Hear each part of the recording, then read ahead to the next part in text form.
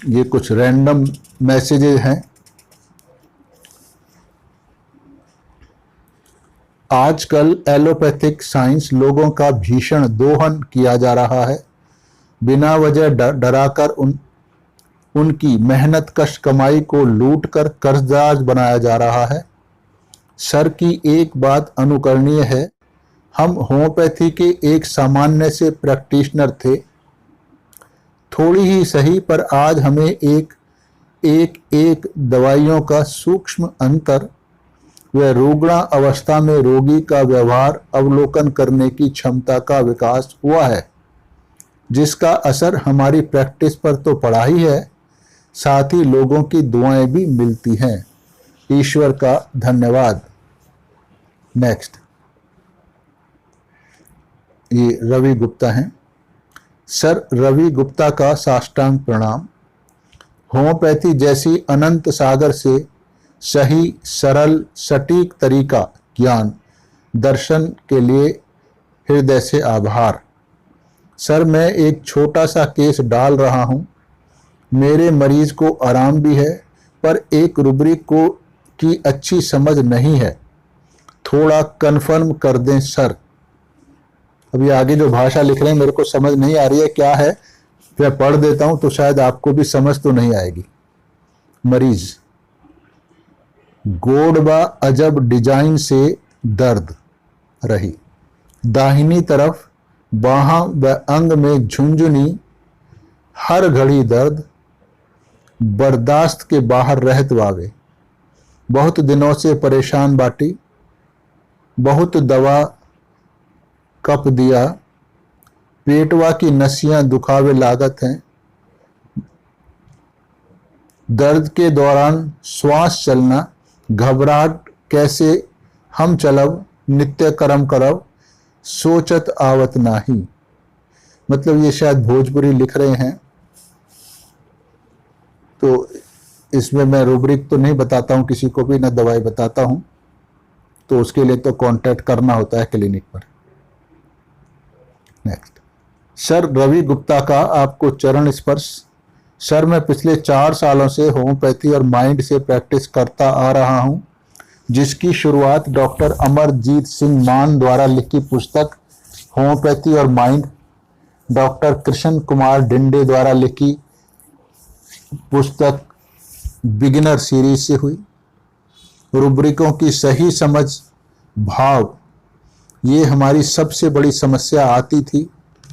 सफलता व असफलता लगी रही, लेकिन जब आप मिले तो मुझे रब मिल गया। आपकी एक एक वाणी गीता और कुरान लगती है। आपका हर प्रयास सुगम रास्ता बन जाता है। आज हमें पूरा विश्वास है कि आपके द्वारा बताए गए मार्गदर्शन से हम आगे अच्छे से कार्य कर पाएंगे। नेक्स्ट, डॉक्टर हेनेमान ने ऑर्गेनॉन में थोड़ी जटिलता के साथ या उस वक्त के हिसाब से बहुत सारे इंपॉर्टेंट पॉइंट्स दिए हैं। उदाहरण के लिए, किसी दवाई में बीमारी दूर करने की क्या क्षमता है और बीमारी में क्या चीज सही हो सकती है। इसका अर्थ हुआ कि प्रत्येक दवाई में किसी बीमारी को ठीक करने की कोई खास क्षमता होती है। किसी इंसान को भौतिक रूप से या मानसिक रूप से प्रभावित करने की विशेष क्षमता होती है, और वो ही उस औषधि की किसी बीमारी को ठीक करने की क्षमता भी होती है। यह क्षमता तब तक ही होती है अगर उसको होम्योपैथी के सिद्धांतों के आधार पर प्रयोग किया जाए। ठीक बात है। नेक्स्ट, कृपया सर द्वारा रूब्रिक बोरोइंग फ्रॉम एवरीवन पर बनाया गया वीडियो देख लीजिए। यह एपिस के संदर्भ में बनाया गया है कि एपिस क्यों बोरो कर रही है, क्योंकि वह यह बताना चाह रही है कि उसको कुछ हुआ नहीं है, मतलब कि वह पूरी तरह से स्वस्थ है। वह तब ही तो ना वह सबकी समस्याएं अपने ऊपर ले लेती है, तभी तो दूसरों की समस्याओं को अपना बना लेती है। यह बोरो करने का अर्थ पैसा उधार लेना नहीं है, दूसरों की समस्याओं को अपने सर पर लेना है। बिल्कुल ठीक कह रहे हैं ये। तो रूब्रिकों की सूक्ष्म व्याख्या को समझना जरूरी होता है। किसी भी चीज को भली भांति से समझने के लिए व्यक्ति में विवेक का होना आवश्यक है, वरना सभी कुछ बकवास लगता है। परंतु मेरे रोगी मेरे द्वारा सुझाई गई दवाई का औचित्य समझने का विवेक रखते हैं। कृपया मेरे बनाए गए फालतू वीडियो को देखने में आप अपना समय बर्बाद ना करें। ये किसी को मैंने कमेंट का जवाब दिया होगा। नेक्स्ट, प्रिय आपका धन्यवाद। कृपया मेरे द्वारा दिए गए इस ज्ञान को पृथ्वी पर मौजूद प्रत्येक होम्योपैथ तक पहुंचा दें, विशेषकर जो कि नए नए होम्योपैथ बने हैं और होम्योपैथी के उन छात्रों तक जो अभी कॉलेजेस में पढ़ रहे हैं। क्योंकि अगर कॉलेज के ज़माने से ही अगर उनको ये विद्या दे दी जाएगी जैसा हम कर रहे हैं, तो वो जब कॉलेज से बाहर आएंगे तो पूरी तरह से आत्मविश्वास से भरे होंगे और वो अच्छे से रोगियों का इलाज कर पा रहे होंगे। तो ये कॉलेज के स्तर से ही सिखाने की बहुत ज़्यादा आवश्यकता है। मैंने सर सब्जी बाजार का और आभूषणों की दुकान का उदाहरण सिर्फ इसलिए दिया था क्योंकि वो डॉक्टर जो वीडियो बनाते हैं और ज्ञान देते हैं उसका मूल्य केवल एक मामूली सब्जी के समान ही होता है और आपके वीडियो सोने के समान बहुत मूल्यवान होते हैं। धन्यवाद sir. Next, sulphur superstitious rubric में सिंथेसिस रिपर्टरी में दी गई है क्या? अगर नहीं दी गई है तो आप क्यों उसके पीछे पड़े हैं? सल्फर के और भी हजारों रूब्रिक हैं, आप उनके द्वारा चीजें सीख सकते हैं, सल्फर को पहचान सकते हैं। अगर नहीं दी गई है तो कल को कोई ऑथर उसमें डाल देगा तो फिर क्या आप उसको इस्तेमाल करने लगेंगे? अगर कोई ऑथर किसी दवाई को किसी गलत रूब्रिक में डाल देता है तो क्या आप अपना विवेक इस्तेमाल नहीं करेंगे कि ये दवाई इस रूब्रिक में क्यों दी गई है? तो हमेशा किसी पर आंख बंद करके विश्वास नहीं करना होता है। आपको पूरी तरह से अपना विवेक का इस्तेमाल हमेशा ही करना होता है कि कितना ये दवाई इस रूब्रिक में डालने के योग्य है या नहीं है। नेक्स्ट, सर जो नई औषधियां बनी हैं जैसे लैक औषधियां, कार्सिनोसिन और ट्यूबरकुलाइनम, ऐसी सभी दवाइयां क्या उपयोग करते हो? बिल्कुल उपयोग करते हैं। जब इनके सिम्टम मरीज में मिलते हैं तो उपयोग करना ही है उनको, चाहे वो अभी अभी उनकी प्रूविंग हुई है या बहुत पुराने समय से है। तो सिम्टम मिलने पर आप किसी भी दवाई का प्रयोग कर सकते हो। नेक्स्ट, सर कैंट रिपर्टरी को कैसे और क्या पढ़ें? सर बिल्कुल नए डॉक्टर इसकी शुरुआत कैसे करें? आप अगर नए डॉक्टर हो तो क्या 4-5 साल कॉलेज में आपको कैंट रिपर्टरी नहीं पढ़ाई गई है? बिल्कुल पढ़ाई गई होगी। इसका सीधा मतलब है कि आप डॉक्टर नहीं हो, आप जनरल पब्लिक हो और कैंट रिपर्टरी से सीखना चाहते हो। तो आप उसको खोल लें, कोई भी रिपर्टरी, कैंट रिपर्टरी हो या और कोई रिपर्टरी हो, उसको रूब्रिकों को पढ़ें, उनको समझने की कोशिश करें, क्योंकि ज़्यादातर रिपर्टरियाँ इंग्लिश में हैं। तो रिपर्टरी को अपनी भाषा में अनुवाद कर लें, फिर देखें कि ये रूब्रिक क्या कहना चाहता है। इस तरह से रूब्रिक आपको याद होते चले जाएंगे। तो जब मरीज आएगा तो फिर आपको तुरंत याद आएगा कि ये मरीज की भाषा उस रूब्रिक से मिलती है। तो ऐसे धीरे धीरे आपकी प्रैक्टिस होती चली जाएगी। तो जितना ज़्यादा बार आप उन रूब्रिकों को पढ़ेंगे, उनको याद कर लेंगे, तो उतनी ही ज़्यादा संभावना है कि मरीज के आने के बाद आप सटीक रूब्रिक रिपर्टरी में ढूंढ सको। ये तरीका है। और बाकी जैसे जैसे जब आप अध्ययन करना शुरू करेंगे तब खुद ब खुद नए तरीके आप अपने अनुसार ढूंढ लेंगे। ऐसा कोई स्पेसिफिक तरीका नहीं है, मैं जैसा करता हूं वैसा मैंने आपको बता दिया है।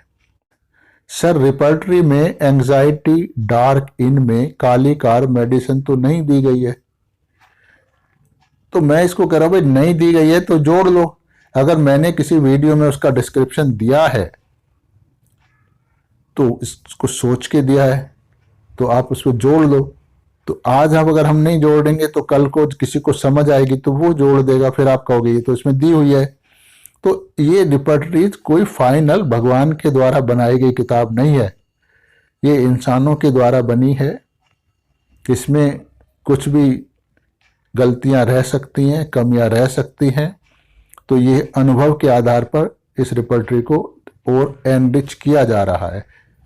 नई नई रूब्रिक जुड़ रहे हैं, नई नई दवाइयां भी जुड़ रही हैं। तो नहीं है तो आप जोड़ लो। नेक्स्ट, सर आप मेडिसिन के बारे में पूरी जानकारी दीजिए ना। अब जितनी जानकारी हमारे को है भाई उतनी ही देंगे, पूरी कहाँ से लाएंगे। तो जितनी है उतनी तो ग्रैस्प करो, बाकी जानकारी के बारे में आप भी अपनी कोशिश करो कि भाई कैसे समझा जाए और कैसे समझाया जाए। नेक्स्ट, सर धन्यवाद sir, delusion argument making and eloquent में ओपियम नहीं है, केवल कैनाबिस इंडिका में दी गई है, कृपया इसको समझाएं। अगर नहीं दी गई है और मैंने किसी केस में इसको लिया है तो आप रिपर्टरी में इसको ऐड कर लें। अगर कभी भी किसी भी रूब्रिक में मैं कोई नई बताता हूं दवाई ये फलाने रूब्रिक में है तो आप बजाय यह सवाल करने के आप उसको ऐड कर लें। ये किसी ने कुछ कमेंट किया होगा तो मैंने उसका जवाब दिया है। क्या रोगी को मालूम होता है कि डॉक्टर के इलाज करने के लिए किन लक्षणों की आवश्यकता होती है और डॉक्टर को इलाज करने के लिए क्या क्या जरूरत होती है? बिल्कुल नहीं होता, क्योंकि वो नहीं जानता। वह केवल वो ही बात बताता है जो वह अपने स्वभाव के अनुसार महत्वपूर्ण समझता है। अब ये डॉक्टर के विवेक पर निर्भर रहता है कि रोगी द्वारा दी गई जानकारी के आधार पर ही रोगी के लिए सही दवाई का चुनाव करे। रोगी का केस लेने का केवल यही एकमात्र तरीका है। पर हम कभी ये नहीं कह सकते कि रोगी सिम्टम नहीं दे रहा, बताता नहीं है, उसको बताना नहीं आ रहा है। उसको जैसा भी आ रहा है, जैसा भी बता रहा है, ये आपकी काबिलियत है कि आप उसमें से रोगी के लिए सही दवाई का चुनाव करें। रोगी हमेशा सही बात बताता है, वो आपको नहीं समझ आ रही, उसमें कसूर आपका है, रोगी का नहीं है। नेक्स्ट, प्रणाम सर, गजब। ओसिमम को हम अभी तक साधारण तुलसी से बनी घरेलू दवा समझते थे, पर मेरे पास तो है भी नहीं। भगवान आपकी उम्र लंबी करे जिससे कि हम नए लोगों को आपका आशीर्वाद मिलता रहे। अब किसी भाई ने इसका जवाब दिया, यह ओसिमम नहीं है बल्कि ओस्मियम मैट है, यह एक धातु है। नेक्स्ट, ऐसा मैंने कभी भी नहीं कहा कि आप रेयर पिक्यूलियर फिजिकल लक्षणों का प्रयोग करके दवाई का चुनाव नहीं कर सकते, परंतु मेरा ऐसा करना बहुत ही कठिन कार्य है और गलती होने की संभावना बहुत ज़्यादा होती है। परंतु मानसिक लक्षणों के आधार पर दवाई का चुनाव करना बहुत आसान होता है और इससे बिल्कुल सही सटीक दवाई चुनी जा सकती है। इसलिए मैं इस मेथड का इस्तेमाल करता हूं। ये किसी को जवाब मैंने दिया होगा।